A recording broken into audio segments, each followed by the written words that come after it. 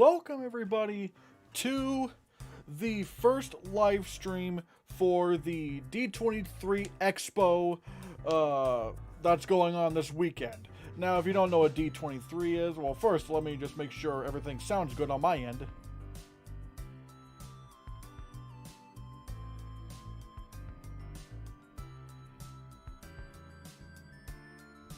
Alright, yeah, this is great. Alright, so yeah, what's going on, guys?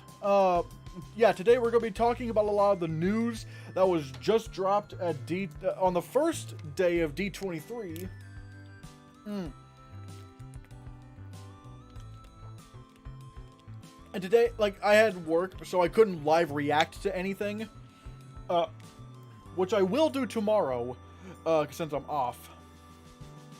Yeah, but, yeah. Yeah, today was were the panels for the Walt Disney Studios. There was a Walt Disney Studios panel, there was the Pixar panel, and Walt Disney Animation Studios panel. All of that. Let me just adjust my seat so I can get comfy, because we're gonna be here for a while, folks. And like I said, tomorrow I will be live tomorrow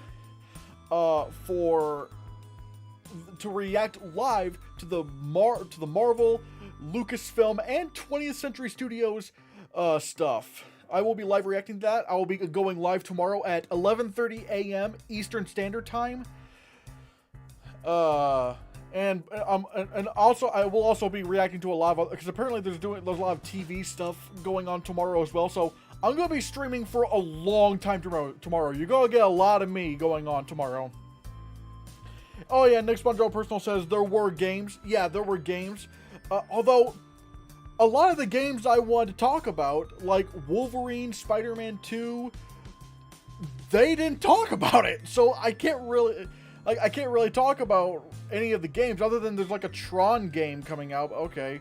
But it's like, really, it was just games I've, like all the games I was actually, then again, would Disney be allowed to talk about Wolverine or Spider-Man 2? Because yeah, they're technically Marvel characters, but those are Sony PlayStation games. So I don't know if they could talk about that stuff. But yeah, I can't really talk about any of the games, because none of the games I want to talk about were actually talked about. So yeah. I will give you a brief recap of the news that was dropped today when it comes to the movies. I'm really excited. Yeah, there's only one Disney game that I'm excited about, and it's Kingdom Hearts 2. That's what Cameron B says.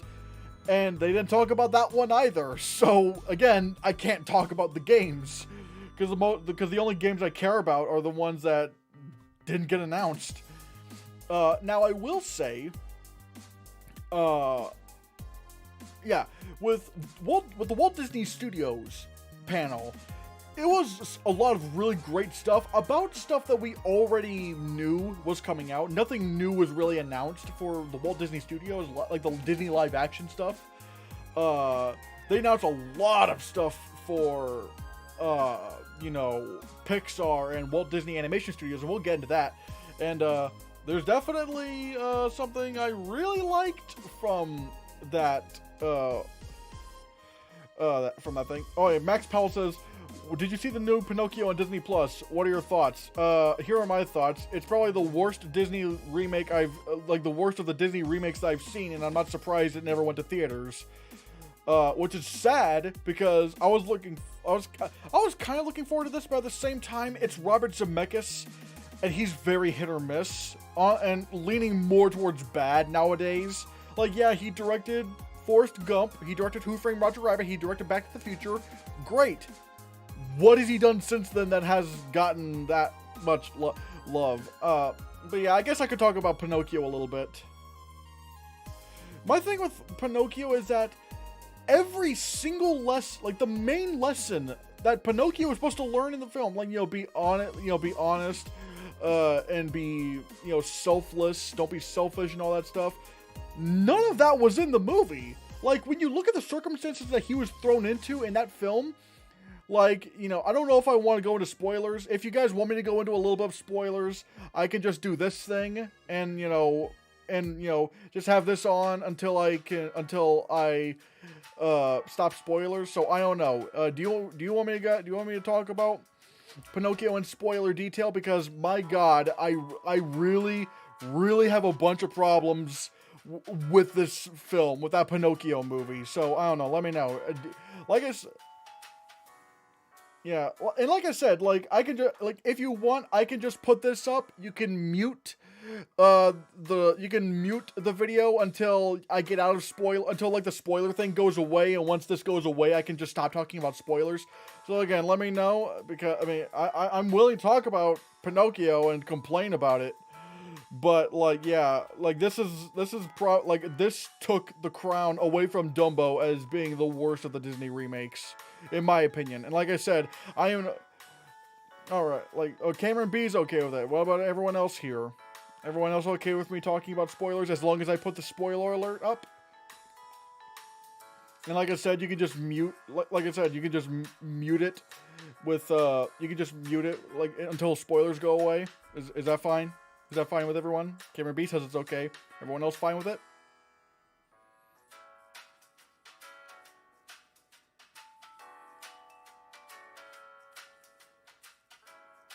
Alright, yeah. Alright, spoilers for Pinocchio. Spoiler alert for Pinocchio. Once you see this go away, I will stop talking about spoilers, alright? Like I said, every lesson Pinocchio is supposed to learn in this film, he doesn't really learn. Like, for example, he's not supposed to skip school, except he doesn't skip school. The teacher says, "No, you can't come into this school. You're a wooden boy." So, like, he's not skipping school. He's literally not allowed to go there. So yeah, of course he's going to do the puppet show because he was never even allowed to go into the school. If he was allowed to go into the school and he skipped anyway, that would be different. But no, he wasn't even allowed to go. He wasn't even allowed to go to that school, so he didn't even really skip school. And the second thing I have a big issue with is Pleasure Island, where the kids are supposed to do all sorts of are supposed to be a bunch of, jackasses, as you would see later on in the film. But really, Pleasure Island, aside from until you realize that, the donkey stuff, once again, it's very sanitized. The kids don't curse, they're not smoking, they're not drinking, which is kind of the whole point of Pleasure Island. That's supposed to be a place where kids become juvenile delinquents. But no, they're just drinking root beer and just smash things that they are supposed to be smashing. Like, for example, there's this whole thing where the kids are smashing clocks, and it's like, I was like, oh, kids aren't supposed to destroy things. But here's the problem with that. This is a place that lets them do that. It's not like they're breaking rules. They are literally saying that, this island is saying, hey, look, you can smash these things. If anything, Pleasure Island Pleasure Island is, at least would seem like this Pleasure Island, instead of being a bad place for kids where, they become juvenile delinquents, basically what it ends up being, if anything, this Pleasure Island is actually kind of good for kids, because it's allowing them to blow off steam, any kind of steam they have in them, and in a healthy way. And it's because they're literally given things to smash to take their anger out on. So it's not even a bad place for kids, and yet they're punished for it anyway. And not to mention the fact that when the kid says, what are you looking at me like, a jackass? The ass part is censored by him going, a jack, when he turns into a donkey. And what's even worse is that that kid who turns into the donkey, again, it's very sanitized because his head turns into a donkey. And you're wondering, why is that to do with anything? Because we're not seeing the fear in that child's eyes. And yeah, that's dark, but that's the point of that scene in Pinocchio. You're supposed to be scared seeing these children becoming donkey slaves to, like, these people. And I'll get to the people part here in the bit, but it's like, no, but when you're just slapping a donkey face on it, it takes away from the human emotion that you're supposed to be feeling. And not only that, it's not people wrangling up these kids, like these donkey kids, it's weird shadow monsters, which again, it takes away from that fear, that legitimate fear, because it's like, oh yeah, this could never happen to you because, you know, these are shadow monsters. Whereas if I feel like the people, like the things wrangling up these donkey kids, if they were people, it would have been scarier. And I think, like, that's why they changed it, because they don't want to scare kids, but that's the whole point of that scene in Pinocchio. And then we get to the ending, which is the worst crime this film could have committed. And here's the because basically in this film, like, if you know the original Pinocchio goes to save, like, pretty much sacrifices his life to save his father, Geppetto. Like, that's what he does. But, however, in this he sacrifices himself to save his father, to which the blue fairy comes to him and grants him rewards him for that sacrifice to become a real boy. But in this film, it's Geppetto who dies. We never see the blue fairy again, and they just kind of go off into this cave, and we never even see it's like, and that destroys the whole point of Pinocchio. Self-sacrifice is the most selfless thing a person can do. That is, like, it is the most unselfish thing to do. And yet Geppetto is the one who has to be brought back to life? That doesn't, again, it ruins the entire point of Pinocchio.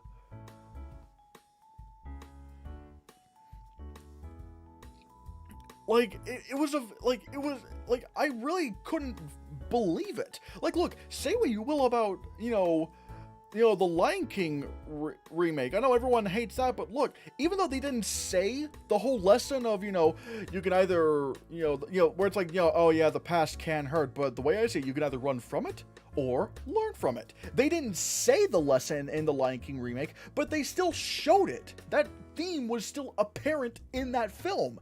In Pinocchio, it's literally in an attempt to sanitize the Pinocchio remake, they end up ruining what the entire point was. Pinocchio is he doesn't really break any rules. Even when going to Pleasure Island, it's not of his will. He's kidnapped by this carriage to go to Pleasure Island, and he's peer pressured by everyone else to go there.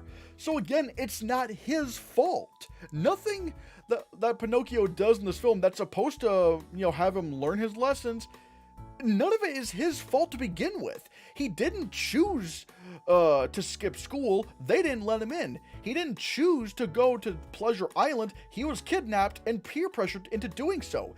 And he didn't sacrifice himself to save his father's life. His father ended up dying from his actions. So it's like, there's no lesson for Pinocchio to learn in this film. There's no lesson. And that's my biggest problem with the Pinocchio remake, and why I think it's probably the worst out of these Disney remakes, which I don't even know if I should really count this one, because again, it didn't go to theaters. And it's not, and in terms of COVID, I'm not saying COVID's not still a thing. It absolutely is still a thing, and you should still take your safety precautions. But however, the movie business is getting back to normal again. Like, Top Gun Maverick made over $1 billion. Spider-Man No Way Home made over $1 billion. Movies like Sonic the Hedgehog 2, Doctor Strange 2, Jurassic World Dominion, The Lost City, all those movies are making pretty damn good money, or making some good money in the box office again. So, yeah, those are my thoughts on Pinocchio. Again, I am done with spoilers. we are back. Also, in case anyone hasn't already, please, why not consider subscribing? 90% of my viewers aren't subscribed to my channel, and that makes me real sad. I don't have any sad music on me, but you can probably imagine I feel really sad right now. So if you could subscribe to this channel and share this video and give it a like, as you can see right here, it would really help out. I think I'm actually at like a 841 subscribers. So, and like, I can't wait to hit 1,000. Ooh! And also, before I get into the D23 news, I'm cooking up something that I'm really proud of. I won't get into a lot of specifics, but I've written a song, and I've hired a singer to sing it. And I don't know when it's coming out. I think it should probably come out within the next couple months or something like that. But I got a song coming out. It's and I will just say that it's a parody song. And and I will put it up on my channel, and I do plan on selling it like on iTunes and stuff. Like, it's an actual song that you will be able to buy or stream and stuff like that. I'm really proud of it. And again, I don't want to get too much into the details because, you know. But yeah, I'm really proud of it, and I really can't wait for you guys to listen to it. Anyways, Max Powell says the worst Disney remakes for me were Dumbo and Mulan. The Lion King wasn't awful, but it was very disappointing. The best one was The Jungle Book, which I actually like better than the original. For me, like I said, the worst one, I don't know. Do I count Pinocchio? Because it's not even a real movie. It's like it just went straight to streaming. Like, at least Turning Red, you know, went to theaters briefly. But it's like, out of the theatrical ones, I think Dumbo is the worst. If I'm counting the streaming ones, like, for me, the worst one was Pinocchio. And for me, the best one is The Lion King, but second place would actually be The Jungle Book. And my third best would actually be Christopher Robin, even though it's not really a remake per se. But yeah, anyways, yeah, let me just check the stats here. Ooh, 6 concurrent viewers. All right, everybody, let's go to the graphic cam, because we're gonna talk about what's been going on, what's been cooking up at D23 today. Oh boy. First, one thing I want to point out is that they unveiled a new logo. Also, I'm not going to play any videos or anything like that because I don't want to be copy stricken, because the copyright gods are cruel, and I don't want to, like, yeah. But first, yeah, Disney is going to be changing. Disney's going to be changing their logo, where it's like Disney 100 Years of Wonder, and like I said, go to the Discussing Film Twitter page. I think they have like the animation. Yeah, they have the animation for the new logo, for, you know, Walt Disney for Disney, and it's beautiful. It's a lot longer. There's a lot more detail, and it's just like, God, it's such a really it really does. If there's one thing I love when going into a Disney film, it's seeing that na na na na na na na na na na na na. It's such a great logo, which I think, if I'm not mistaken, Pirates of the Caribbean Dead Man's Chest was the first movie to use like this logo. You know, the classic blue, like the blue one. But again, this one looks like they're adding more of a sunset vibe to it, and it looks really good. It looks really nice. So yeah. Anyways, yeah, Hocus Pocus 2. Okay, yeah, there's the animation. Yeah, and there's the trailer for Hocus Pocus 2. Yeah, I'm just gonna put this poster up right here. But they released a trailer for Hocus Pocus 2. I'm not gonna lie, I'm not really excited for this movie, mainly because Bette Midler has said some pretty transphobic things, and I don't really, I don't like that. I don't like transphobia. I just don't like, yeah, not my thing. But even outside of that, this trailer, the trailer they had for Hocus Pocus 2 was very bad. It's a bad trailer. Like, oh my god. It's literally just like, hey, remember this from Hocus Pocus? And it's like, remember them going, or them like, oh, you gotta light the black flame candle, boop. But it's like, but also I'm like, why are they back to begin with? I've always wondered, why is this a sequel to begin with? You know, I don't really understand this. It's a bunch of dumb jokes, and it's like, oh look, remember how they would always get confused over modern technology? They're doing it again. And it basically just feels like the kind of sequels I don't like, where it's just, let's just redo everything from the first film and like just do that. And it's just a bad trailer. I really don't like it. It's just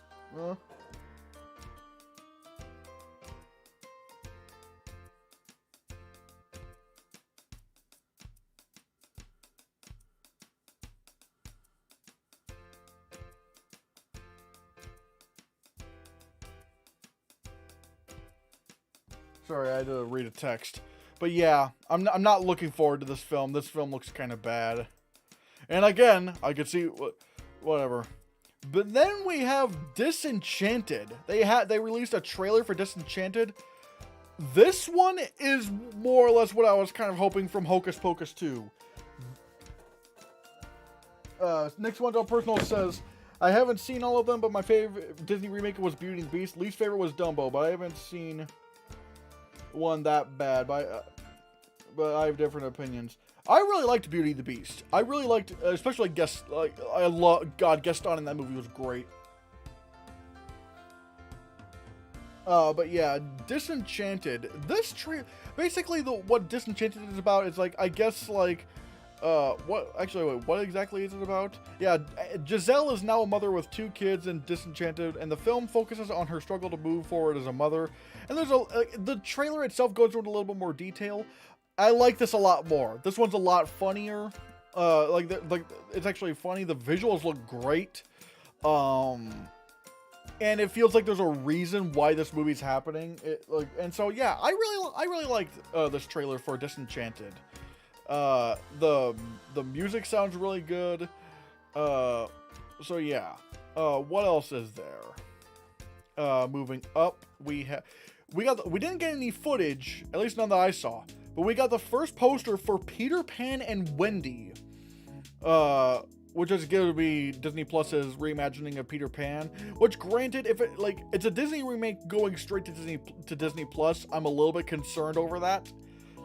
But like, I think what's his name? Jude Law is playing Captain Hook, which sounds pretty cool. But yeah, I don't really have much to say about Peter Pan and Wendy, because again, there's no, what's the word I'm looking for? There's no trailer or anything. Yeah. So yeah. Yeah, let's take a look at the next thing on this list. There's still more Disenchanted. Oh wait, I guess they showed the trailer at D23, but we didn't get to see it. Yeah.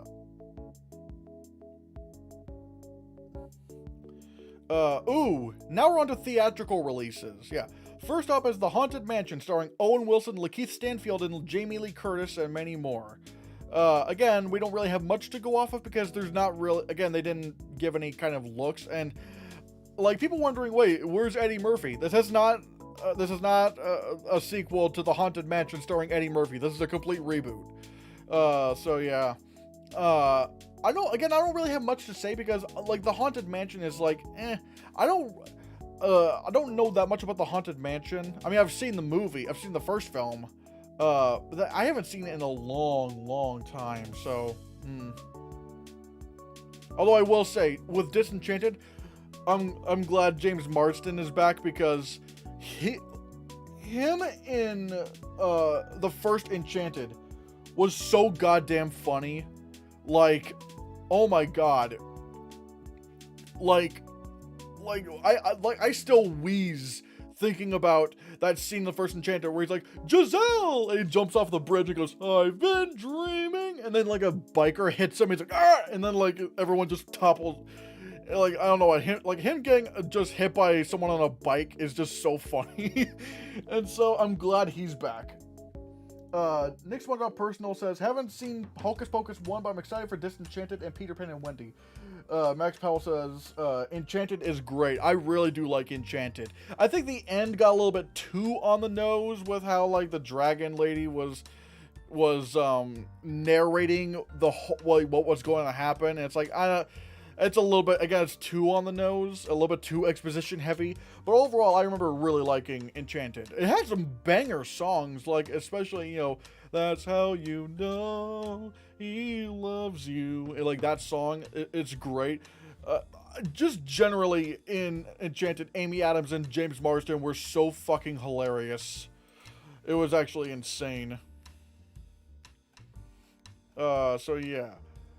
Yeah, they just saw an exclusive D23 footage of the Haunted Mansion featuring Owen Wilson, Rosario Dawson, and Lakeith Stanfield as the leads of the film. The footage also included cameos from Winona Ryder, Dan Levy, and Jared Leto. Oh, boys! It's Morbin time! It's Morbin time, baby! Morbius confirmed for Haunted Mansion. Oh! It's Morbin time! Morbheads fucking rise up! Ooh! There we go. Anyways, speaking of things I'm excited... speaking of things I'm excited about. It's that time, people. The announcement I've been most excited for from this panel. As you may know, I am a big fan of The Lion King remake, directed by Jon Favreau. Unironically so. I love the technology that was being used. It's the first photoreal animated film of all time. And, you know, I think it has some of the best visual, regardless of if you hate the film or not, it was a groundbreaking visual achievement in visual effects. And so, much to my happiness, a sequel was announced, or in this case, a prequel. I mean, let's see. Oh, Max Powell says it's the technology great, but it's not as colorful as the original.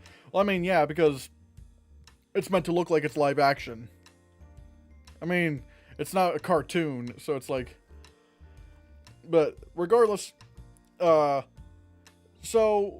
yeah, they announced a prequel of sorts a few years back, and it was going to be directed by Barry Jenkins. And people, we have gotten more news. Mufasa, the Lion King. This is my most hyped thing. I'm most excited for this out of anything this year. Or like out of anything like this panel at D23. Barry Jenkins, if you don't know who Barry Jenkins is, he is the director of, in my opinion, one of the greatest films of the past decade. And that film just so happens to be... Ah, shit. Wait, where is it? And that film just so happens to be Moonlight. Moonlight, in my opinion, is one of the best films I've seen in the past decade. He directed Moonlight. I think he also wrote the screenplay. This film is incredible. It is. I have a review of it on my channel, actually. It's so good. It's one of. It's fantastic. It made me think. It made me feel. Oh my god. and it won Best Picture at the Oscars. It was the movie that beat La La Land for Best Picture. And look, I love La La Land. Moonlight was better, in my opinion. Moonlight was better. And he is directing this film, Mufasa the Lion King. And if you don't know what Mufasa the Lion King is, basically, it is it's a prequel of sorts. Where it continues the story of what happened after the Lion King, this newest one. And it continues what happened after that film, as well as being a prequel, it simultaneously shows Mufasa's origins, him, apparently, from what they were saying is that Mufasa in this was an orphan, and apparently this is also going to show his dynamic with Taka, who would one day become Scar, and yeah, it's a more original story than the first film, and will they bring James Earl Jones back for the Lion King prequel? No, they actually did announce who was, I forget, not in D23, but they did say who, way back when, who was going to voice Mufasa and Taka. It's not James Earl Jones, which makes sense because it's a younger Mufasa. It's not so you can't really have James Earl Jones voicing him. But just as if I wasn't already excited for this because I love the first film. Barry Jenkins directing this one, I'm so hyped for. I'm so excited for this. And here's some more details.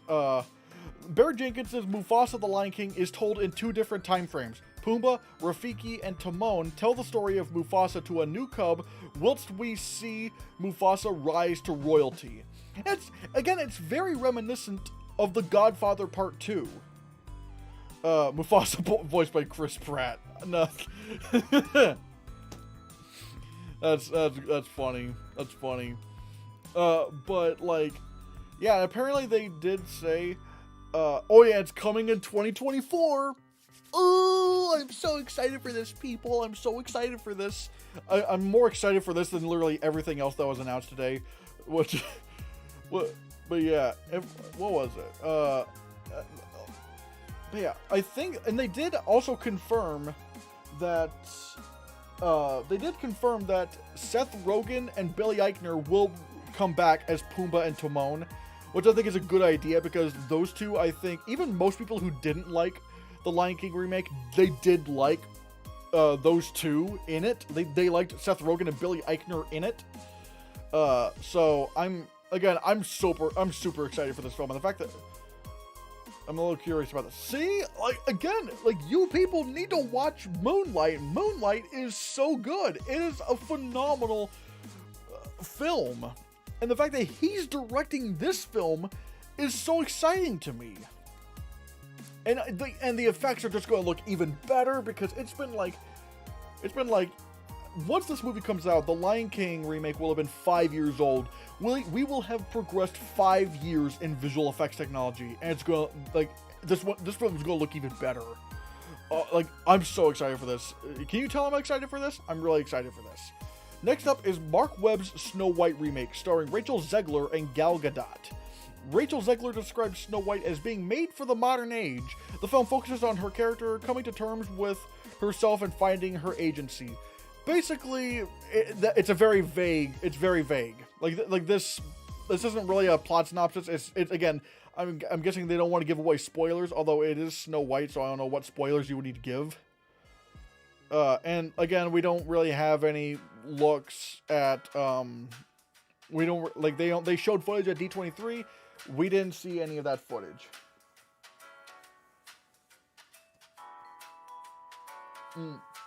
But yeah, the one thing I will say, I still don't get the casting of Gal Gadot as the evil queen. Really, Gal Gadot?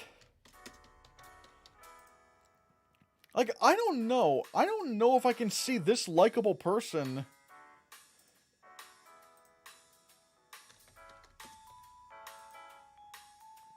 I'm looking at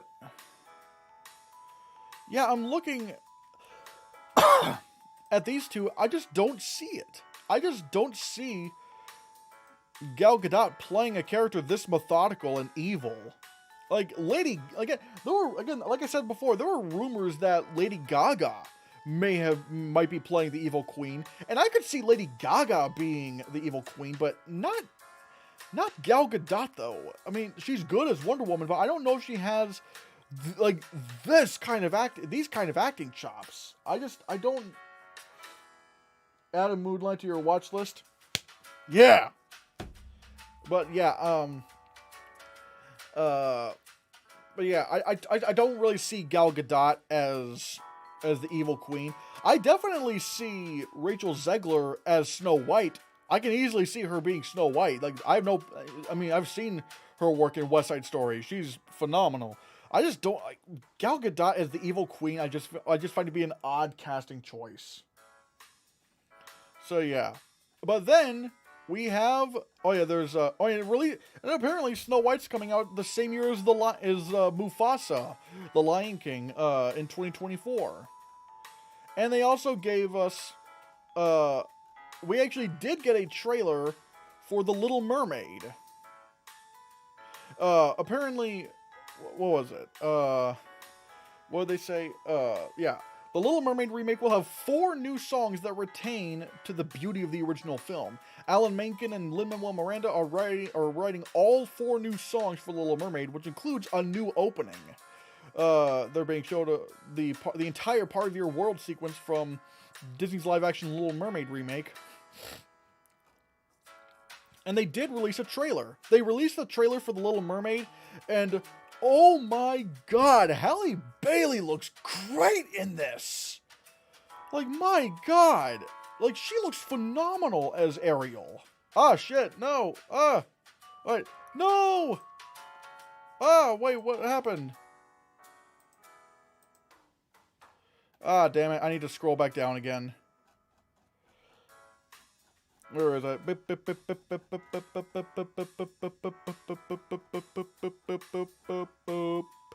There we go. Halle Bailey as Ariel. My god. Look, I love this. Like, they have the trailer online. You can watch. I don't know if you guys, I'm hoping you guys watched the, I hope you guys watched the trailer because, Halle Bailey looks phenomenal in this role. Like, her voice, oh my god. Oh, when she's singing Part of Your World. And also, the effects look great in this film. And let's just take a look at her. Like, my god. Like, that is Ariel. Like, actually, is there a better, or at least a more close-up image? Yeah. Oh, God. That is Ariel right there. She looks like Ariel. Yeah, her voice is gorgeous.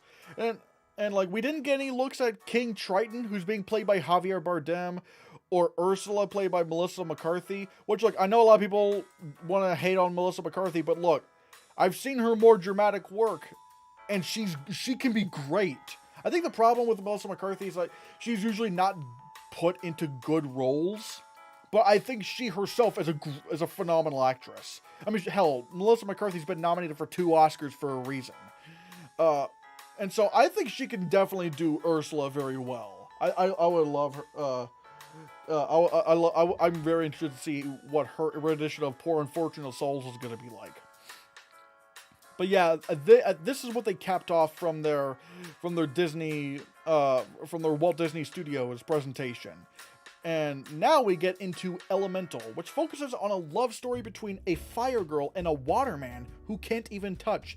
Sometimes you have to step out of your element to discover who you really are. God, that's just classic Pixar right there. That's just classic Pixar storytelling. It sounds so poetic. Yeah, and there's Ember and Wayne, the leads of the next film. Leah Lewis and Mamadou Ati voice Ember and Wade in Pixar's. Oh wait, is this supposed to be Wade? Yeah, I don't know. It probably wasn't supposed to be Wayne. It probably was supposed to be Wade. Also, I just gotta say this. If this is a still from the actual film and not just concept art, oh my god, this is incredible. Like, this is a completely new art style for Pixar. Like, this is completely new. It looks like it's blending, like, 3D elements and 2D elements, I think. Maybe, I don't know. Maybe I'm talking out my ass, but it looks so new from... It looks so... Like, the art style looks so unique. Again, if this is an actual still from the film. Yeah, he does kind of, a little bit like Osmosis Jones. Yeah. But yeah, oh my god, this, like, again, this looks like just a classic kind of Pixar story. And again, it's coming out next year. I expect nothing but heartbreak and stuff. Will Forte will voice Coach Dan in Pixar's first full-length series, Win or Lose. It's not gonna be like, you know, little 10-minute shorts. Like, this is apparently gonna be a full-length series. The series follows a softball team, but each episode focuses on a different member of the team, showing their point of view of the same week with different animation styles. Again, that sounds really cool. I really like that. That does sound really cool. And apparently, and by different art styles, I wonder what this means. Are we gonna get some, like, hand-drawn segments, or like this has a lot of potential in there. The Pixar's next. Let's see what the chat says. Let's read the chat a bit. Yeah, Elemental looks cool. Oh, next year, can't wait. Absolutely, I'm excited for this. This looks like Elemental looks great. Yeah. Pixar's next original film is focused on aliens it's titled Elio. Pixar's Elio follows an 11-year-old who can't fit in, meets aliens, and becomes the ambassador for Earth. This looks fun. This looks neat. It looks like it's going for more of a Luca, or actually no, yeah, a little bit more of a Luca, or a Turning Red kind of vibe, which is really cool. America Ferrera will voice Elio's mom, Olga, in Pixar's Elio, and yeah, and apparently, yeah, oh yeah, the film follows a boy who is transported across the galaxy and mistaken for the intergalactic ambassador for Earth. This looks kind of fun. I don't think it looks as good as, like, Elemental does, because Elemental just looks like it has a...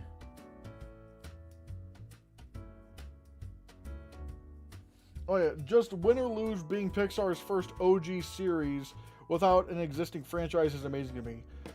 Yeah. Oh yeah, you're talking about with Win or Lose. Yeah, Win or Lose. Yeah.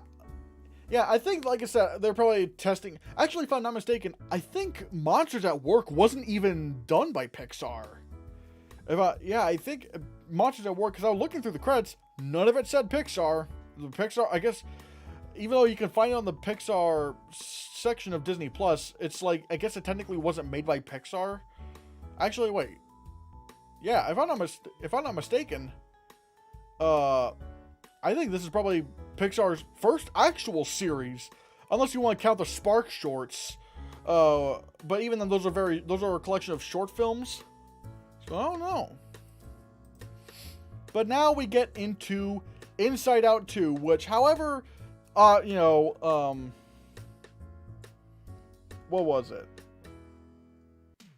Yeah, like, if you don't know, this, it kind of leaked yesterday that they were gonna do Inside Out 2, which, man, Inside Out is, like, I think in my top 5 Pixar movies of all time. I love that film so much. It was funny, yet it was also very meaningful. It had a lot of great themes in there about, how sadness is a very important emotion to have, and sometimes happiness and sadness coincide together. And I may or may not have cried 3 times in that film. So, Assuming. But yeah. Inside Out 2 follows an all-new adventure inside Riley's head. Meg Lavoie is writing and Kelsey Mann is directing. Inside Out 2 follows Riley's head as a teenager with new emotions introduced. Inside Out 2 releases in summer 2024. Now, I will say, teenager, her as a teenager, like, I was kind of thinking maybe they would go in a direction where it's like, because like, if we're going, like, if Riley, the character, were a real person, she would actually be 18 now. And so I was kind of thinking, oh man, are they going to go into the idea of her being 18 or something like that? But no, they're going into the teenager side of things, which granted, this could probably also, allow her to, like, allow the if this franchise continues, they can do, if they do an Inside Out 3, they can do adulthood, right up to, like, Inside Out 10, where Riley dies, and all her emotions die. I made you sad, didn't I? But yeah, that went a really dark turn. But yeah, also, consider liking and subscribing to the YouTube channel. Apparently, we have 6 people watching. Yeah, hit that subscribe button. No, don't do that. Oh, I just did. I just made you sad. So yeah. Oh, I love being mean. Anyways, so yeah, Inside Out 2 releases in summer 2024.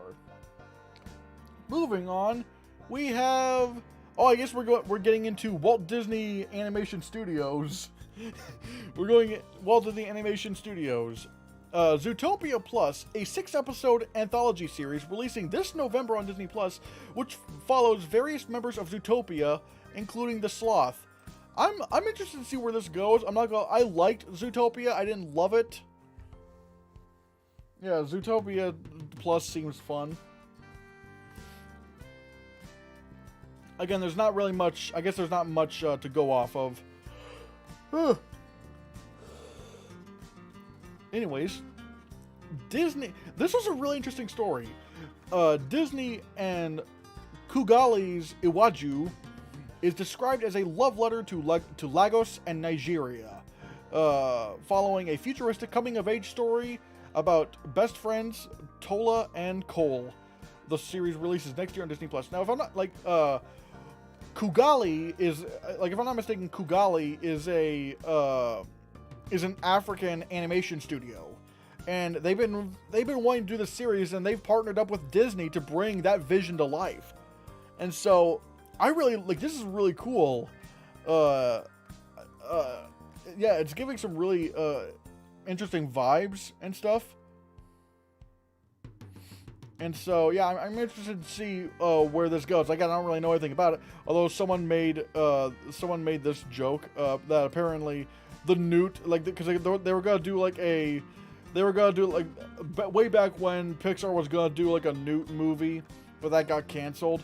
And apparently, if you look closely, boop, the Newt's right there. And it's like, oh shit, it's the Newt.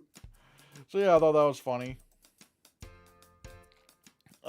They also gave a new look. I thought we would actually get, I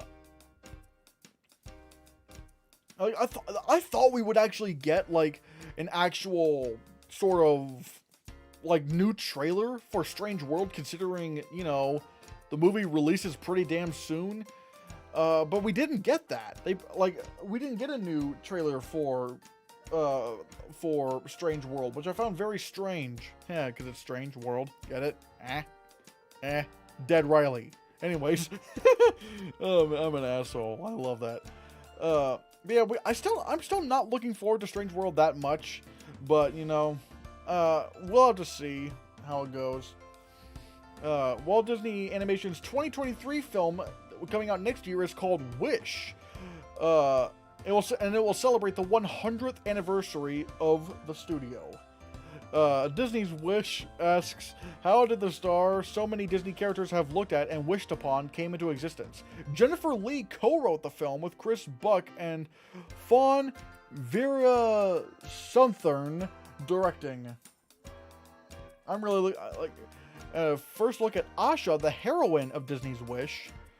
It will blend a watercolor style with 3D animation. Disney's Wish follows Asha, who sees a darkness in the Kingdom of Wishes and decides to wish on a star. Then the star comes to life. Alan Tudyk will voice Valentino the goat in Disney's Wish. Julia Michaels is writing the songs for Walt Disney Animation's next film, Wish. And Ariana DeBose, fresh off her Oscar win for West Side Story, is voicing Asha in Wish. Although they haven't said who is voicing the star, if Star even has a voice to begin with. So I'm wondering. This looks really cool. It looks cute. And again, this is like celebrating the studio's 100th anniversary, so this is interesting. But still, oh yeah, but like I said, blending CGI animation with watercolors. Apparently this is like an actual, like, still from the film. My god, again, this is beautiful. I love that Disney is actually beginning to take more chances with animation styles. Like, do some new things and stuff. This looks new. This looks really, really cool. And also, Ariana DeBose performs More For Us, an original song from the Walt Disney Animation film Wish. And I guess that's about it from the D23 Expo. Or at least from tonight's,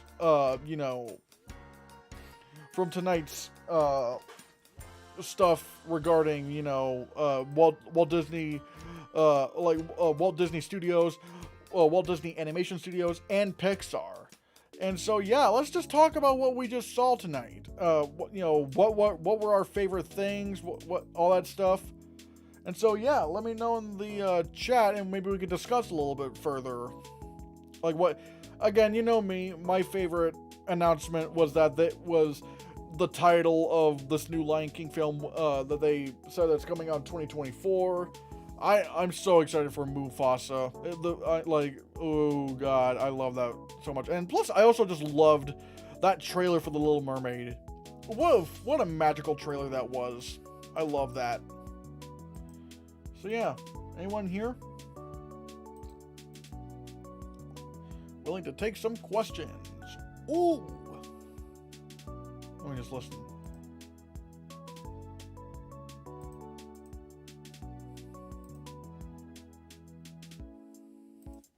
Wait, is this actually...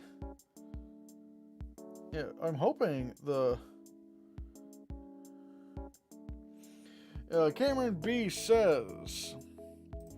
my personal favorite announcement was Inside Out 2. The original came out at the right time for me, helped me with personal things at the time. So it's a movie that means a lot to me. I mean, yeah, Inside Out's fantastic, and I can't wait for Inside Out 2. Inside Out really is that kind of film that is prime for a sequel because, when the girl, Riley, grows older and eventually dies, her emotions grow with her. So, yeah. I love being an asshole. It's funny. But, yeah. I'm really looking forward to Inside Out 2. Apparently, no, not again. But yeah, apparently Bill Hader and Mindy Kaling aren't coming back as Fear and Disgust.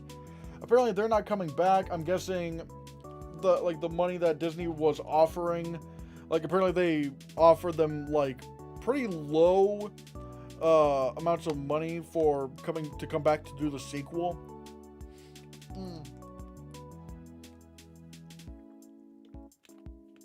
It is a shame. I wonder who they're going to get to replace them. Although, I guess Lewis Black is still coming back as Anger, and I really loved him as Anger. Your favorite was The Little Mermaid. Yeah, I'm excited. I'm excited for this. I'm excited for The Little Mermaid. Oh, wait, where is it? There it is. Yeah. God, remember back then when they announced that Halle Bailey was going to be Ariel? People were complaining, why are you making Ariel black? It's you do realize mermaids don't exist, right? Mermaids don't, who fucking cares if she, why do you gotta get it? like people getting angry over the fact that she was black in this. It's like, why are you getting? There's literally nothing to be angry over. She's a fucking mermaid. Mermaids don't exist. Like, there's not a reason for her to not be black. So I just like that. So yeah. Oh yeah, Lilo and Stitch. Yeah, we didn't hear anything about Lilo and Stitch. Actually, like I said, there was a lot of things that we didn't learn about. Yeah, like I said, for the most part, with the Walt Disney Studios presentation, like their live action stuff, and Lion King, because it's not live action, despite what Disney tries to say. But yeah, you know, where is it? Oh yeah, here it is. Yeah, let's look over what we thought was going to be announced. I'm surprised I actually kept this document and see if we were correct in our assessments. Yeah, let me just look over here.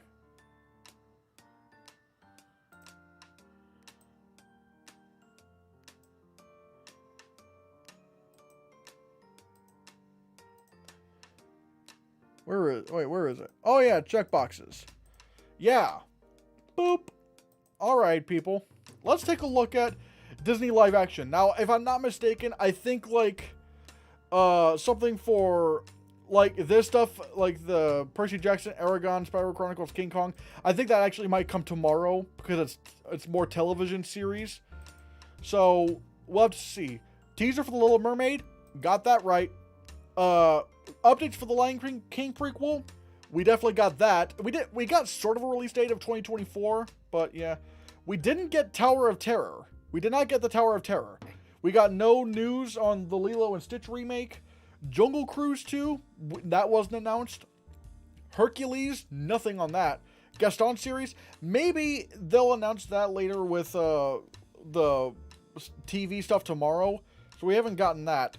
Exclusive look at Pinocchio. Okay, here's the reason why the whole Pinocchio thing slipped my mind, because I actually didn't know it was coming out on Thursday. I forgot Disney Plus Day was Thursday, because like last year's Disney Plus Day was like in November, and so for some reason now it's in September. That was weird. Why did they do that? Why did they have Disney Plus Day so early this year? Because the whole point of Disney Plus Day was that it's like, because last year's Disney Plus Day was on the 2nd anniversary of Disney Plus, of when Disney Plus launched. So why they have Disney Plus Day in September this year? That didn't make any sense to me. So yeah, I don't know why. I guess we technically got yeah. So that was weird because this was redundant. Although that was kind of dumb on my part. No updates on Cruella 2. We got something from Disenchanted. We got some stuff on Hocus Pocus 2. Nothing on Bambi. And we got some stuff from Snow White. So we did get that. Oh yeah. Walt Disney Animation and Pixar. Something regarding Frozen. We got nothing. Yeah, we got nothing regarding Frozen. They only talked about Strange World, but we didn't get a new trailer, which I'm shocked because the movie's coming out in November. You would think they would release a new trailer for this. Nothing for Cars on the Road, but again, it came out, Cars on the Road was literally released yesterday, so I get, like, Again, that was a fault on my part because I didn't realize Disney Plus Day was so soon. No teaser for Elemental, but we did get some other kind of updates on it. 2 new Pixar movies announced. Let me see. Did we get 2 new Pixar movies announced? Oh yeah, technically we did with Inside Out 2 and Elio. So we were right. We did get 2 new Pixar movies announced. Announcements of new Walt Disney Animation films. We definitely got that. Zootopia Plus first look. Oh yeah, we didn't get a first look. We didn't actually see anything from Zootopia Plus. So that was weird. Because again, all the news we got was mainly just stuff we already knew. Updates on Tiana and Moana series. Maybe this is going to go into with the television stuff tomorrow, because we didn't see anything regarding TV series, except for, you know, the Pixar series, Get Your Head in the Game. I forget what it was called. But yeah. November 23rd. Awesome. No news on Monsters at Work season. Honestly, the TV stuff we just didn't get because I'm willing to bet it's because like the TV stuff is coming tomorrow, which I will be again. I'm going to be live streaming a long time tomorrow. But yeah, we did. Like I said, we got a lot of things right. A teaser for the Little Mermaid, updates for the Lion King prequel. We got some news on Disenchanted. Hell, even a trailer. A trailer for Hocus Pocus 2, updates on Snow White, 2 new Pixar movies were announced, and there were announcements of new Walt Disney Animation Studios films. So we did get that. Again, I'm shocked we didn't get any new... Again, for the Disney live action stuff, I'm surprised we got no announcements of anything new coming out. That's the thing, like, we mainly just got news of stuff that we already know is coming out. So, that is kind of surprising. I'm hoping we'll see more about, you know, Gaston, Percy Jackson, Aragon, Spyro Chronicles, King Kong, and a lot of these other series. I hope we see that tomorrow. But like I said, what I'm expecting for tomorrow, what I am expecting for tomorrow, let me just put this into... checklist form.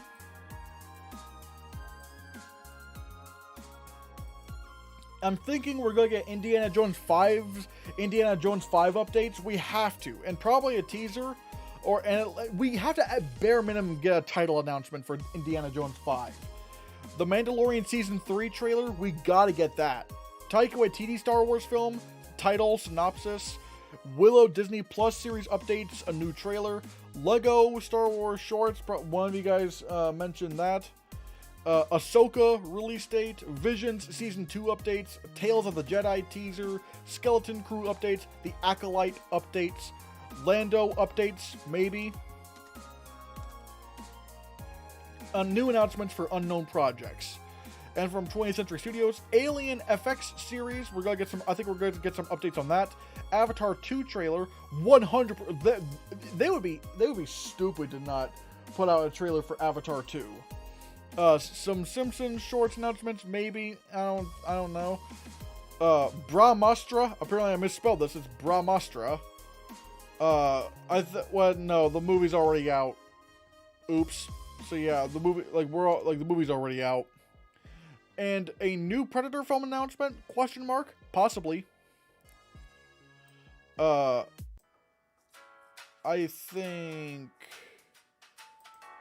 Yeah, as for Marvel Studios, we're going to get the Fantastic Four cast, and funny enough, we actually may have our Sue Storm.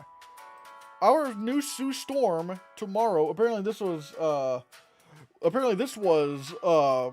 sort of leaked, not leaked, but like sort of one of the trades got a hold of it, and that is what one of the trades came out and said that Jodie Comer was going to be our Sue Storm, which makes a lot of sense because she's in some Disney projects. She was in Free Guy and The Last Duel, so this makes complete sense. And so yeah, this is our new Sue Storm. I think we're gonna get the rest of the cast, but I think it's already made pretty clear this is gonna be Sue Storm. I think we're gonna get some kind of a teaser for Guardians of the Galaxy Volume 3. I think they're gonna say after the multiverse saga ends, we get to the mutant saga. I think they're gonna say that. Maybe Giancarlo Esposito as Professor X and possibly Denzel Washington as Magneto. Black Panther 2 trailer. They'd be stupid to not put a trailer for that out. I think we're gonna get a teaser for the Guardians of the Galaxy holiday special. Updates, like announcements for the Echo series, Ironheart updates, Ant-Man and the Wasp Quantumania teaser, Blade updates, more casts, and I think we're gonna get an announcement for Anthony Starr as Dracula, and we're definitely gonna get some updates for the Marvels. And Phase 6 movie / series announced. I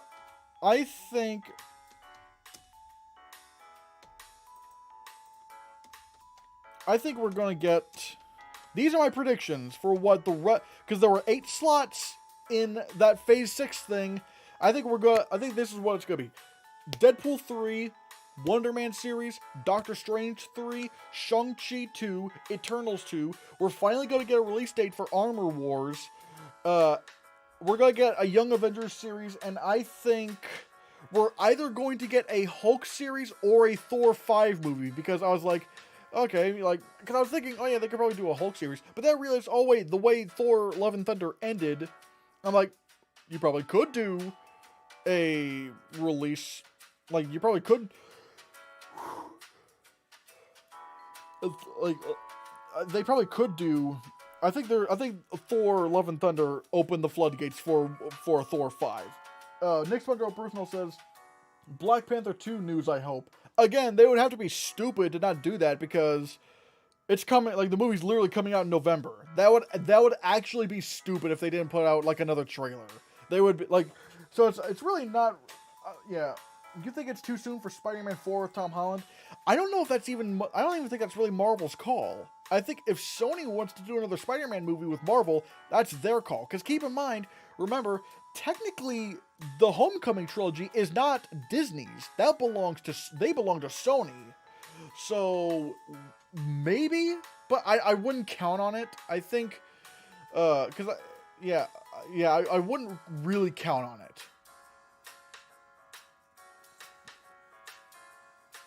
Yeah, I don't know about, Nick Sandro Personal says, I don't know about She-Hulk, I don't know about Hulk series, we already have She-Hulk. Again, maybe, we'll just have to see how She-Hulk ends, but I don't know, I think, it looks like they're setting something up with Hulk himself, so who knows. But I think this is what's going to be Phase 6. Deadpool 3, Wonder Man series, Doctor Strange 3, Shang-Chi 2, Eternals 2, Armor Wars series, like they're gonna announce the release date for that, a Hulk series or a Thor 5 movie, and I think we're gonna get a Young Avengers series, not a movie, but a series.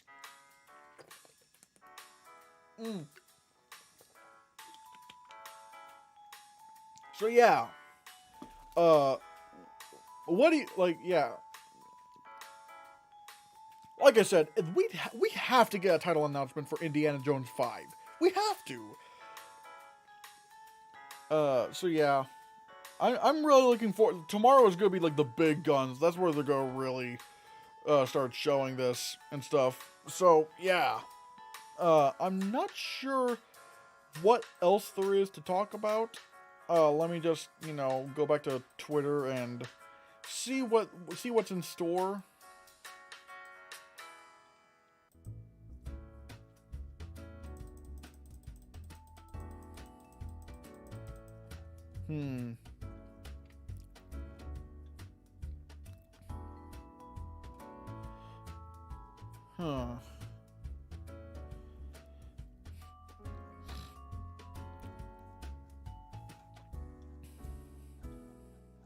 Yeah, I guess we don't have a whole lot, but again, like I said, I'm really looking forward to this. I'm really looking forward to, yeah, wait, snakes. Why did it have to be snakes? Yeah, there's rumors, again, keep in mind, these are rumors, but there's rumors that Indiana Jones 5 could either be a prequel, to where we see, like, a younger Indiana Jones, but, like, Harrison Ford is, like, de-aged, or it involves time travel. I don't know. Time travel will be very weird. But it's not aliens, so I guess that's better. And plus, George Lucas isn't involved, so automatically it's gonna be better. Riley's dead. Anyways, yeah. Oh shit. Wrong button. Or, well, technically it's the right button, but... But yeah, like I said, we have, and like I said before, like, if they they would have to be stupid to not release a trailer for Avatar 2. Am I crazy? I'm not crazy for that. I don't think I'm crazy for that. You don't think time travel doesn't fit Indiana Jones? Well, I would say that had it not been for Kingdom of the Crystal Skull. That shit got real weird. So they could do that. Or again, it could be a prequel. So stop torturing me. Never. Riley's gonna die. Like we're all gonna die someday.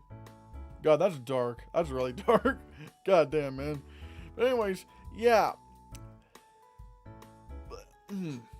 I'm trying to think if there's anything really left for me to say. Is there anything really left for me to say here?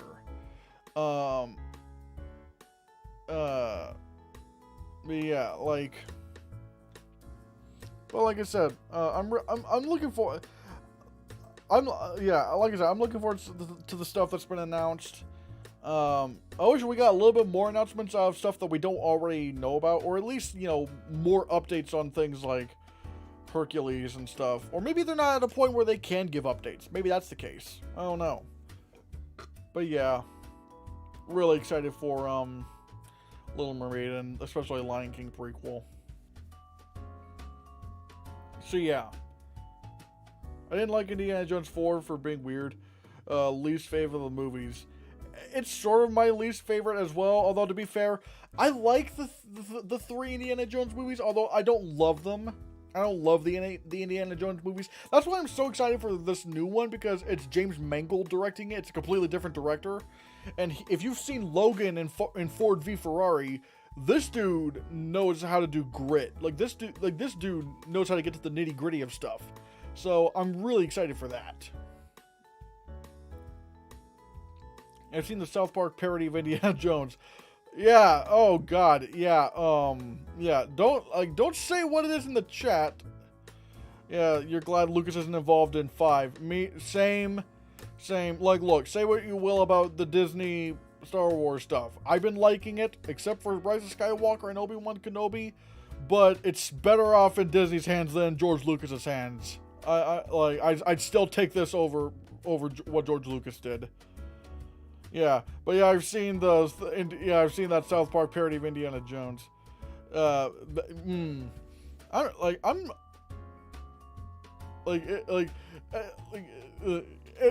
it definitely does symbolize like nerd culture really well, where it's like look, yeah, Indiana Jones 5, like Indiana Jones 4, Kingdom of the Crystal Skull wasn't great, but Jesus Christ, you guys are overreacting. Like I like that. I think it was sort of like the movie. I think it was like the show saying, like, pretty much, because like people were saying, what are they doing to Indiana Jones? They're beeping him. I don't want. I'm just like, because like that's what people do. They'll see a bad movie and they'll like overreact to the dumbest degree. I'm like, okay, don't. I'm just like, okay, don't take it that far. Like, Jesus Christ. Speaking of George Lucas, Star Wars fans are such hypocrites because they used to hate Lucas and the prequels. Now they love Lucas and the prequels and hate Disney and the so-called woke sequels. Don't even get me started on the anti-woke crowd. My God, those guys are idiots. Don't even get me started on them, because like, oh no, a black person's in Star Wars, it must be woke now. It's like, it's so stupid. It's so stupid. They're like it's funny. Those are the people who call other people snowflakes, even though they get triggered when they see a woman or a black person in a Star Wars project. God forbid a black woman. Holy shit! Like, don't like you say that and they're gonna quake in their boots. And it's just like, it's just ridiculous. Oh, people like, it's just, but yeah, I think really, but what you're talking about, you know, how they used to hate Lucas and the prequels, now they love Lucas and the prequels. I think a lot of that has to do, I think that part has to do with the generational thing. A lot of like traditional generations didn't like, the prequels, and you know. And a lot of, like, for example, my generation, Gen Z, tends to love,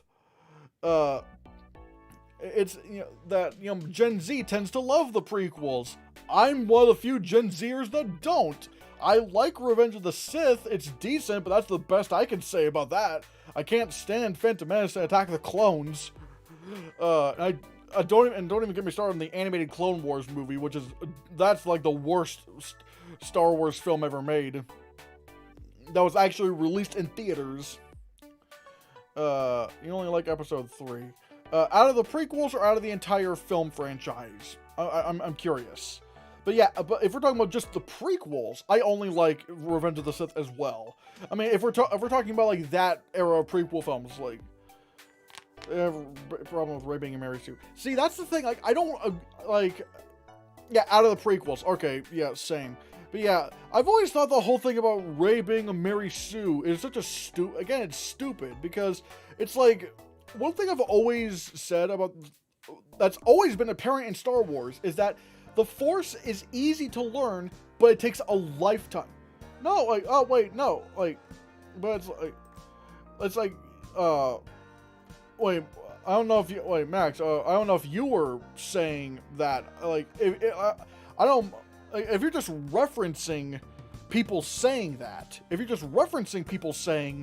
that Rey's a Mary Sue, then, like, alright, fine, like, I'm just saying why those people are just wrong, because, one thing I've always said about Star Wars is that the Force is easy to learn, but it takes a lifetime to master, and it's like, it's not like Rey wasn't doing anything that Luke hadn't already done in Empire Strikes Back. Because... Oh, yeah, wait, you were... Yeah, Star Wars fans saying Rey's a Mary Sue. I'm not saying I agree with it. Yeah, okay, I figured. Like, yeah, I don't... Yeah. If you're... Yeah, just referencing what people are saying, I think is fine. Not... Because, again... Because it's like, you know, what... Because, like, people were saying, how did Rey beat Kylo Ren in a fight? I'm like, she barely beat him. Because, keep in mind, after, you know, what he did, Chewie fucking shot, you know, I'm not saying you, I'm not, like, as specific, I'm just talking about people complaining about Rey. Like, Chewie shot him with a crossbow, and, you know... and so he was bleeding and dying in the snow. He would have died had it not been for Supreme Leader Snoke to come get him and save him. Like, that was the only reason why Rey ever had a chance against him. And so, like, the whole Mary Sue thing I think is stupid. She was just going through similar arcs that Luke did, but whatever. What was it? You said, Cameron B says, I love the original trilogy and I like episodes 7 and 8. I probably love A New Hope and Empire Strikes Back. I'm not a big fan of Return of the Jedi, to be honest. I really didn't like Phantom Menace. I really didn't like Attack of Clones. I thought Revenge of the Sith was decent. The Clone Wars movie, I think, is the worst Star Wars film ever made. Force Awakens and Last Jedi, I think, are, in my opinion, the best Star Wars movies ever made. Episode 9, The Rise of Skywalker, not so much. I didn't like that one. Really like Rogue One, really like Solo, and so yeah. Episode 9 is awful, my least favorite film in the franchise. I mean, look, I don't blame you for not liking, for disliking Rise of Skywalker that much. I really didn't like that film either. I don't blame you. It's not that bad for me, but I don't blame you for that. Yeah, so, yeah. Max Powell says, yeah, I don't like episode 9 either. The whole Emperor Palpatine returning thing made me roll my eyes. My problem with the whole Emperor Palpatine returning thing isn't really that he returned. My problem was that they never explained why. Like, all you get was, somehow Palpatine returned. And there's no explanation. I don't mind bringing back Palpatine, but that's something you have to explain. You can't just brush it off like it's nothing, which they did. They just completely, just ignored the question like it didn't even exist. It's like, you can't ignore a question like that. You have to address it. It's so stupid. I see you did some reviews of the movies. I'll have to watch them. Yeah, like I said, they're a little bit, you know, they're of different styles and stuff. Cause I was trying, even now I'm still trying to find my groove. So it's a little bit, you know, they're a little bit wonky and a little bit inconsistent. Like, so, but yeah. Last Jedi is one I like. I understand why people don't like it. I don't know. For me, I can understand why people wouldn't like certain aspects of the Last Jedi, like the Canto Bight scene. It didn't bother me, but But anything involving Luke Skywalker, that's like maybe the best Star Wars stuff I've ever seen in my life. Like, it was so engaging. And people going, Luke didn't go through an arc. It's like, what do you mean? He was defeated, sad, and hopeless in the beginning of the film, and came out to be like the galaxy's greatest hero by the end of it. It's like, how is that not an arc? Like, maybe you don't think it's a good arc. That's fine. That's subjective. But you can't tell me that. I'm not saying you. I'm saying, like externally people. Like, it's like, you can't, like, no, I don't, saying that he didn't have any arc is just wrong. Again, if you, maybe, again, you can argue if it's a good arc or not, but anyone saying that he didn't have an arc is, like, that's just wrong. I'm curious, what is it about Obi-Wan you weren't a fan of? I personally enjoyed it. Alright, yeah, I'll probably talk about this a little bit, Cameron B. I think, for one, actually, wait, I might have to get into spoiler territory. Am I allowed to go into spoilers, people? Can I go into spoilers if I just put up the spoiler alert here? What do you think? Huh? Can I talk about spoilers for Obi-Wan Kenobi? It's kind of important for me to talk, it's a little bit important for me to talk about. Again, if I can just put up this thing, and, you know, you could just mute it if you haven't seen Obi-Wan Kenobi, or if you don't care about seeing it, and so you can, I don't know. Like, what do you think? Can I talk about Obi-Wan Kenobi? And Max Powell says, I like Return of the Jedi, but the Jabba stuff went on for way too long. Yeah, like that, good, oh my god. Oh my god. Oh. That was like a whole third of the film. Like I said, can I, pull up spoiler alert, talk about Obi-Wan Kenobi? Can I talk about a little bit of Obi-Wan Kenobi here? Complain about it? Can I complain about it? I want to complain about Obi-Wan Kenobi. Can I put up spoilers? Spoilers? Ooh. Can I do that? Can I do that? Huh? Can I do that? Can I do that? Can I? There might be a little bit of a delay. Alright. Spoilers for Obi-Wan Kenobi. If you haven't seen it, if you haven't seen it, mute it right now unless you just don't care about Obi-Wan Kenobi. So yeah. Here's my problem with Obi-Wan Kenobi. Fundamentally from I liked it from episode 1 and 2. I really liked those episodes. But then you got into episode 3, in which they committed the biggest sin that I think just killed the show for me. It was like, I can't enjoy it now. They broke canon in having Obi-Wan Kenobi fighting Vader. Now, and before you say anything, look, Vader said in A New Hope, when I left you, I was but the learner, but now I am the master. That clearly meant they had not seen each other since Mustafar. But the show just completely abandoned that. It's like, oh yeah, that quote never happened. It's like, let's just break canon for the sake of appealing to the prequelists. And it's like, that fundamentally, like, it was a big fundamental problem. Now again, if you don't mind that they broke canon, that's fine. I'm not judging, but let's not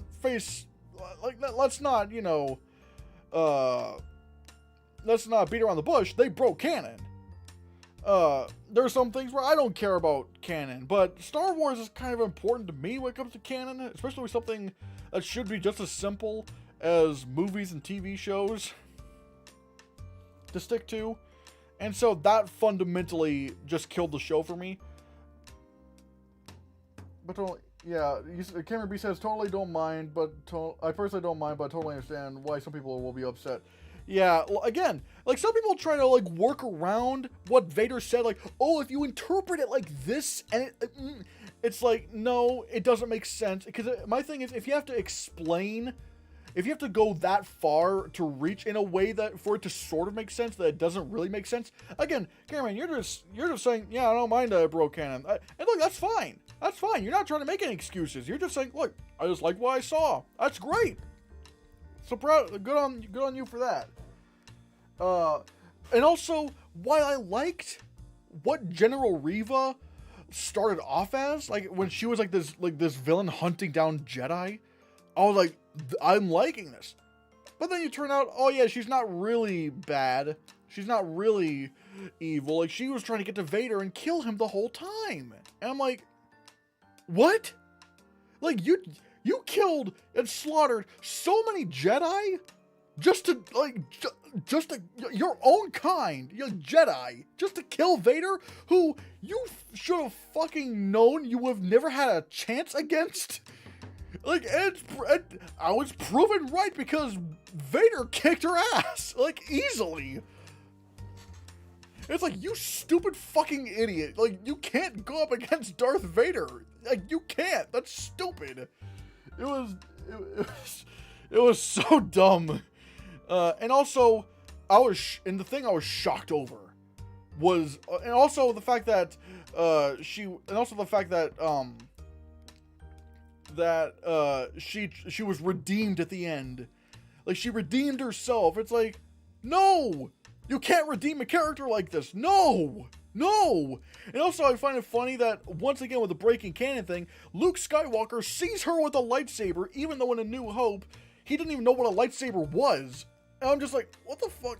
Now, a lot of this would be fixed, or at least the canon issues would have been fixed, if this was, like, called Star Wars Legends Obi-Wan Kenobi. Because if you don't know, Star Wars Legends is where they put, like, all the non-canon stuff. Like, there was, like, this whole thing before Disney bought Lucasfilm where, like, the Star Wars universe made no fucking sense whatsoever. Like, they had a bunch of novels, comics, games, and there was, like, different levels of canon, like A canon, B canon, C canon, and the true canon, which is G canon, which doesn't really make any sense, because you can't sort of be canon. Like, it's either canon or it's not. It either happened or it didn't. And so Disney just went, you know what, screw it, we'll just put all the, like, we'll just have the movies and the Clone Wars CGI series, that's canon. Everything else, we'll just put it in Legends. You can still watch it. You can still access that stuff, but it's not going to be canon because it's going to be way too confusing. And I liked that. I liked that.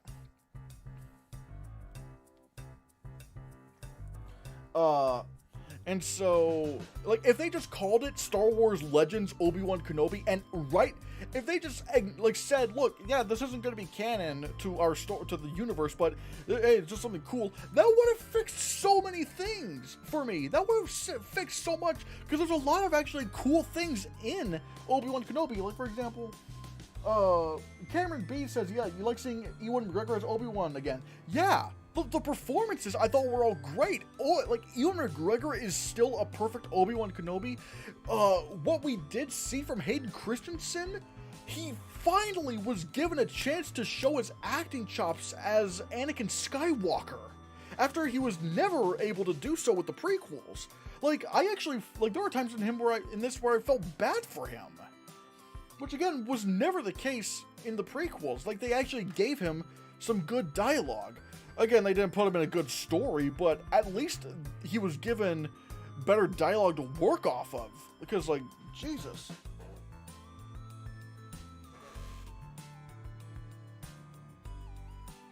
Yeah, I'll allow that. A certain scene during Obi-Wan and Darth Vader fight actually shocked me. Darth dragging Obi-Wan into fire, holy shit, my jaw dropped. Again, it would have been cool for me if it wasn't for the fact that, again, it broke canon. Also, one thing I find kind of weird in that, it's like, yeah, he dragged him through the fire. Cool. But then, when Obi-Wan manages to get away, and yet for some reason, Darth Vader can't force pull him back. I don't know, like, that didn't make any sense to me. But also, the thing I was really sad about going into this series, like, coming out of this series, was how bad the production quality actually was.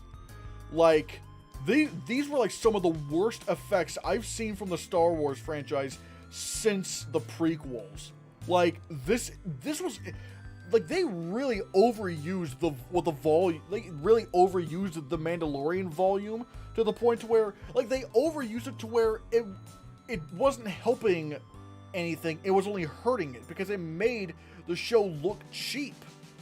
And it's sad. Like, and it's, again, it's one of those things where it's like, it's new technology, and you gotta realize that the volume can't fix everything, because the show really, for the most part, felt very small scale. It was just,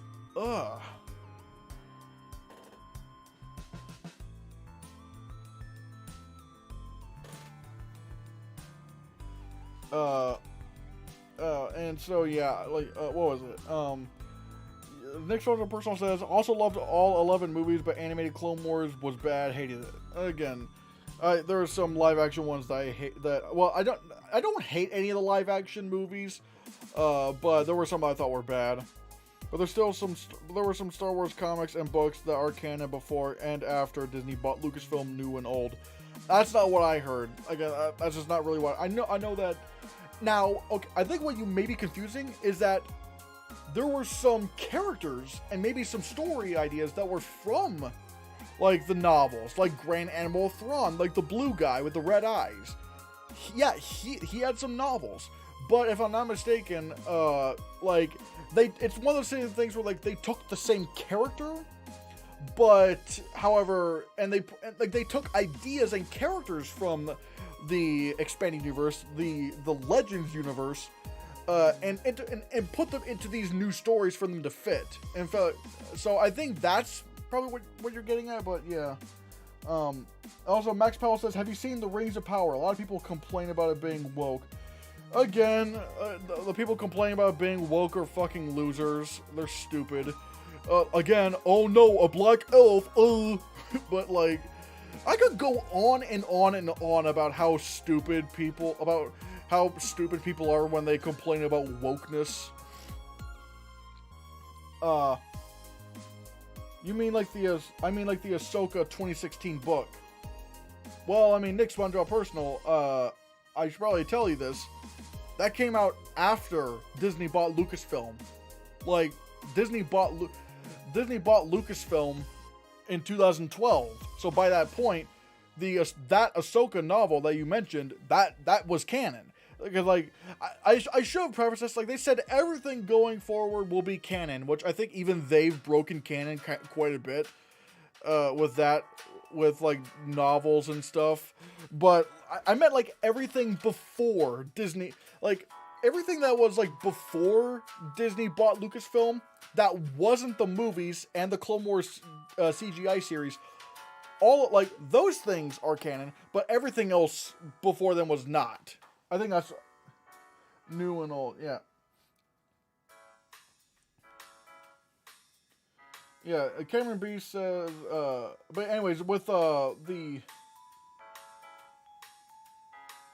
yeah, wait, I should probably, yeah, I'm not talking about Obi-Wan spoilers anymore. I'll still talk about some stuff from Obi-Wan, but I'm not going to be talking about the spoilers anymore. But yeah, the Rings of Power. I'm really liking the Rings of Power so far. Episode 3 was probably the best one of the bunch so far. I'm still really wondering who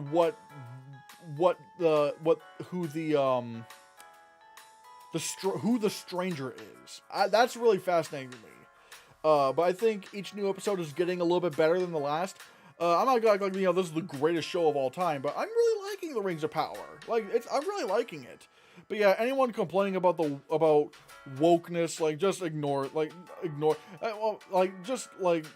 can just disregard anything they have to say, because they're just, anyone complaining about something being woke like that, like, you know that they have nothing intelligent to say.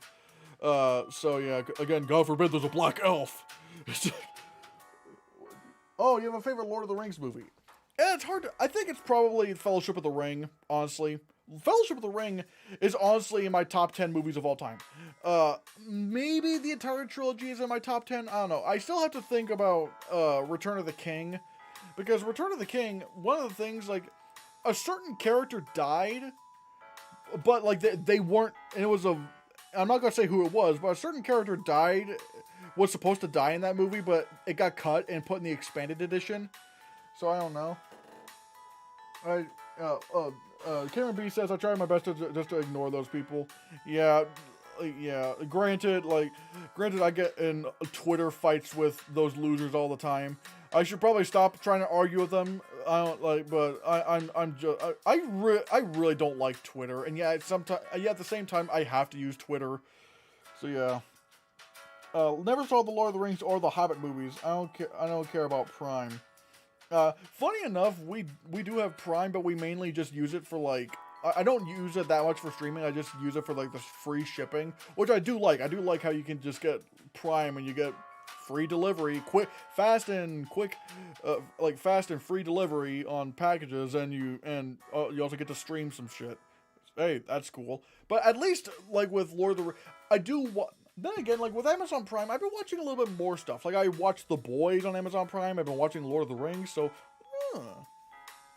anyways, yeah, I do really love Fellowship of the Ring. I love how everything is built up in that film. But in general, I love all 3 Lord of the Rings films. Hobbit movies, not so much. I don't like An Unexpected Journey. I thought it was all build up and no payoff. The Desolation of Smaug was admittedly better balanced. It was a decent film. It had a beginning, middle, and end. And then you have the Battle of the Five Armies. I'm just so fucking confused because it's like, what's happening? It's the exact opposite problem of An Unexpected Journey, where it's all payoff and no build up. The Battle of the Five Armies was so disorienting. Fellowship of the Ring is my brother's favorite movie of all time. Return of the King is my favorite, though, as what Max Powell says.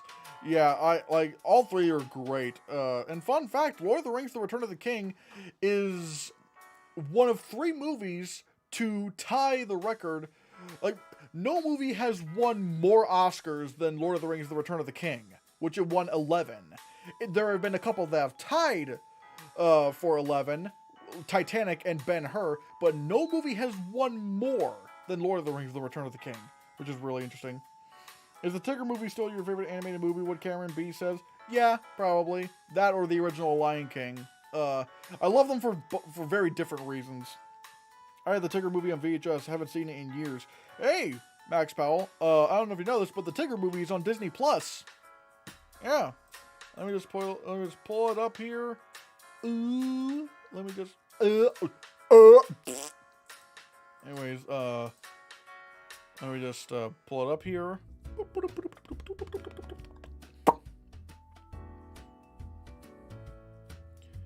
Yeah, let me just boop. Yeah, actually, there should be a collection thing here. Yeah, Winnie the Pooh, and you have the Tigger movie. Yep, it's on Disney Plus. So yeah, my top 5 favorite creature feature movies. You can count Disney animation. I don't know if I can do top 5 Cole Warner reviews. I can probably just give you my number 1. It's Jurassic Park. So yeah, I have to watch it though. The Song in Your Heart Will Lead You Home is one of my favorite songs. It always brings back happy memories. Yeah, that is it's such a fantastic song. That song is. I love it a lot. It's a very, the Tigger movie is a very laid back kind of film. That's what I love about it. It's such a laid back, relaxed film. And I think at the time when it came out, it was the highest grossing Winnie the Pooh movie of all time. Then Christopher Robin obviously beat it, but sadly, Christopher Robin didn't really do well at the box office, sadly. But I really love that. I really love Christopher Robin. But yeah. Let's see. Would the original Lion King be your second favorite creature feature movie? I don't know if again, Cole Warner reviews, that's a very niche topic for me to talk about. Because I don't think I would consider the Lion King a creature feature. I mean, it has animals in it, but it's like, that's not typically what you think of when you think of creature features. So yeah, it's a tough question to say. It's a tough question. Just generally speaking. Oh wait, yeah, no, never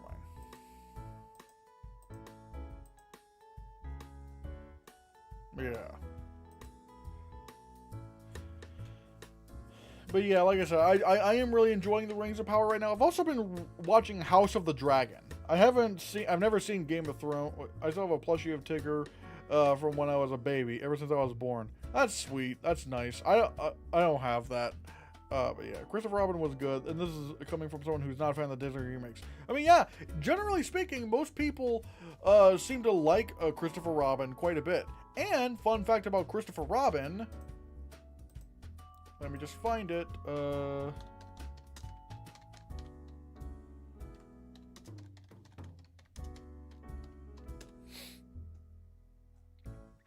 Fun fact about this. Yeah, fun fact about Christopher Robin. It was nominated for Best Visual Effects at the Oscars, which I thought was totally deserving. It totally deserved that nomination.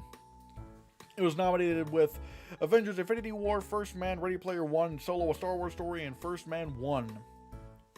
I have no complaints. Honestly, those would all be my nominees for that year as well. That's a perfect list of nominees.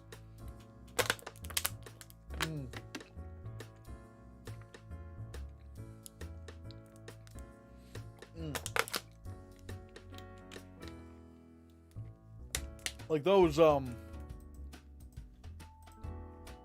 like the effects in Christopher Robin were stupid good.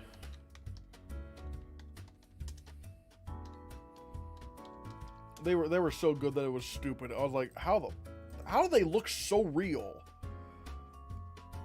Like, look at this. Like, that is insanity.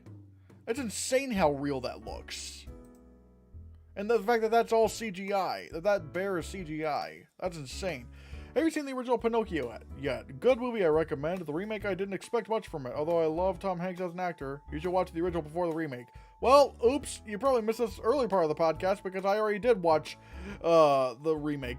The reason why I didn't watch the original before the remake is because I thought the remake was coming out, like, I thought Disney Plus Day was going to be like in November or something. I wasn't expecting it to be like this soon in September.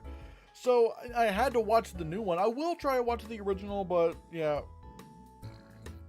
I talked about Pinocchio earlier, the new Pinocchio. It's probably, again, it's probably the worst out of these Disney remakes. I don't even know if it's even worth putting it in there because it didn't even make it to theaters. So,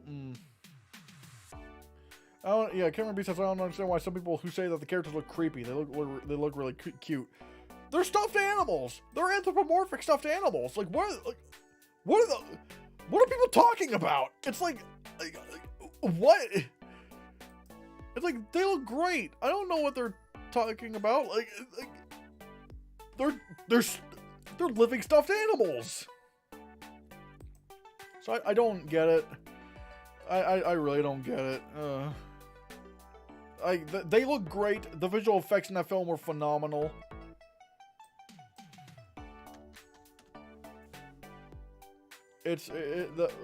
Yeah.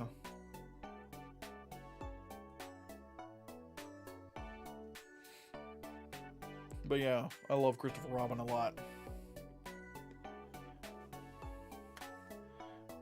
Tigger should be more orange. I think the whole point with Christopher Robin is that these are stuffed animals coming to life, and so they're probably, like, you know how you have old toys, and like the color is a little bit worn out and stuff.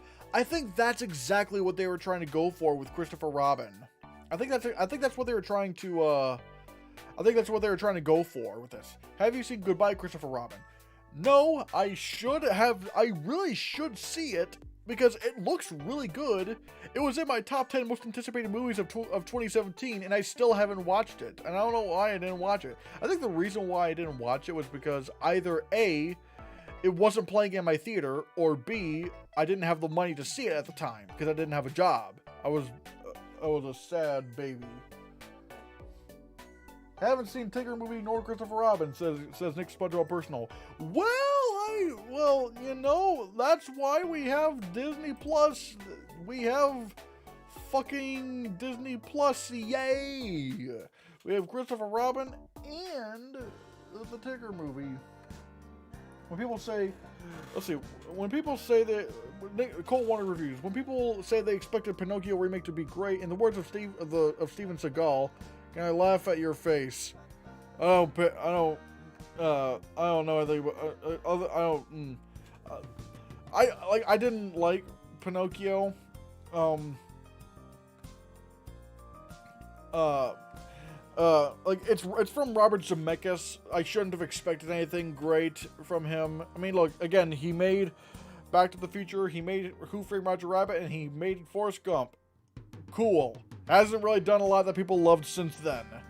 So it's like, but yeah. Let's see. So yeah. Do we have anything else to bring up? Because like, yeah.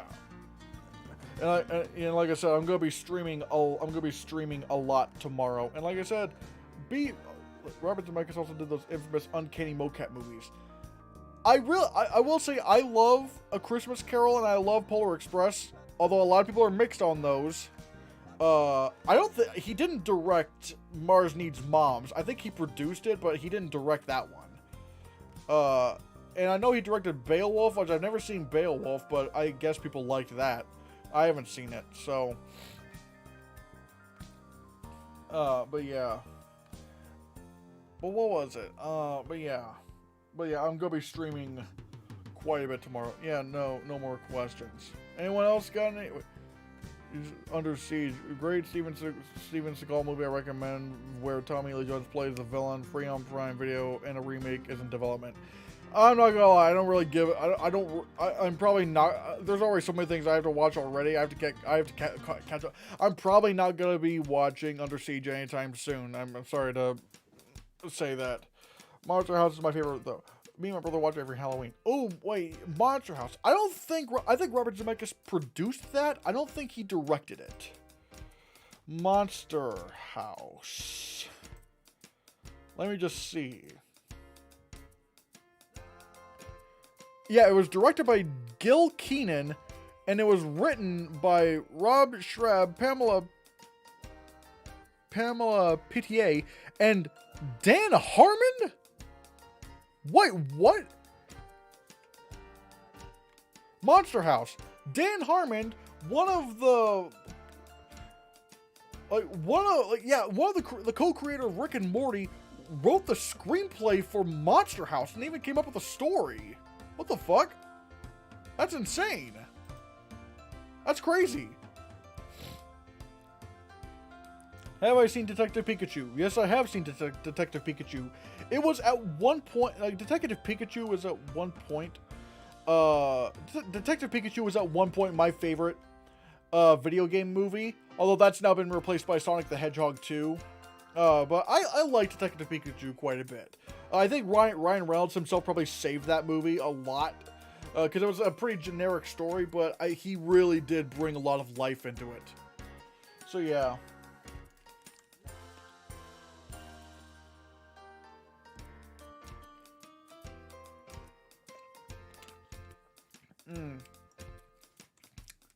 So yeah, I will say I think I'll probably have to be signing off pretty soon, people.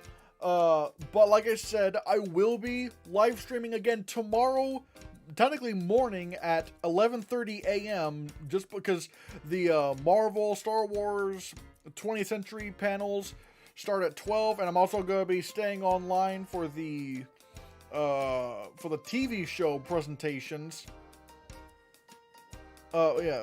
Max Powell says, I saw Detective Pikachu a few years ago and thought it was good. And Cameron B says, Sonic 2 is great, my favorite movie of the year. Yeah, it's not one of my favorite movies of the year, but again, I really did enjoy it. I really did. I'm surprised Under Siege is not on HBO Max because it was considered a great classic movie, and it was distributed by Warner Brothers, which has the rights to HBO Max. Let me see.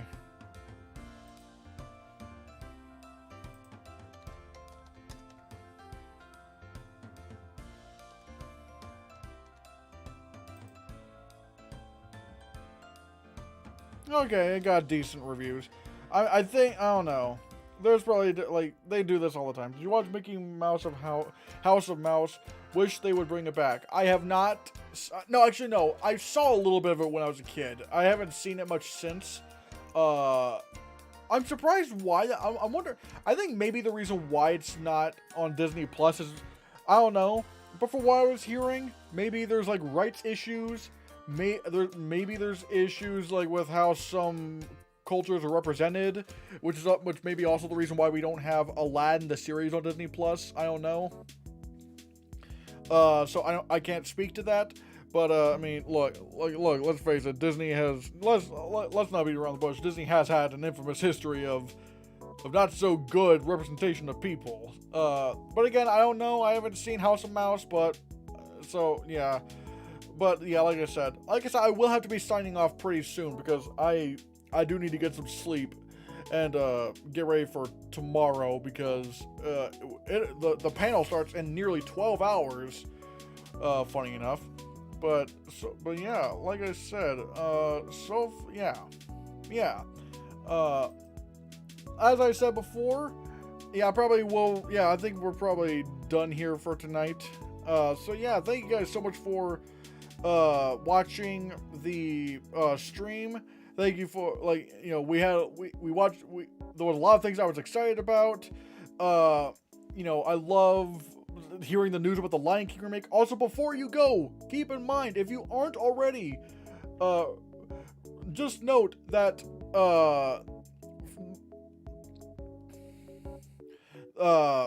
just note that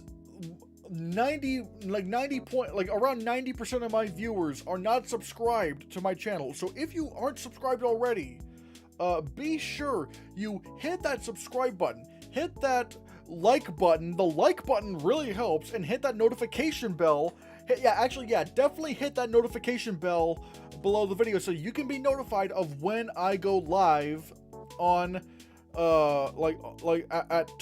11:30 a.m. tomorrow Eastern Standard Time.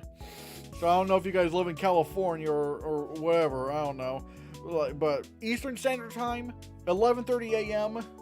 I'm gonna be streaming, and reacting live to the Marvel panel, the Lucasfilm panel, the 20th Century Studios panel, and then they're gonna also do some stuff around TV shows later in that day, and I'll still be streaming.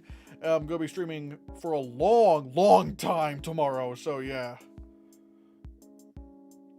So yeah, like I said, be sure to hit that subscribe button and hit that like button and that bell, because that allows you to be notified of future videos and live streams. So yeah, go ahead and do that. Like I said, that'll do it for tonight, guys. We had a great time. Thank you for watching, and see you tomorrow morning. Bye.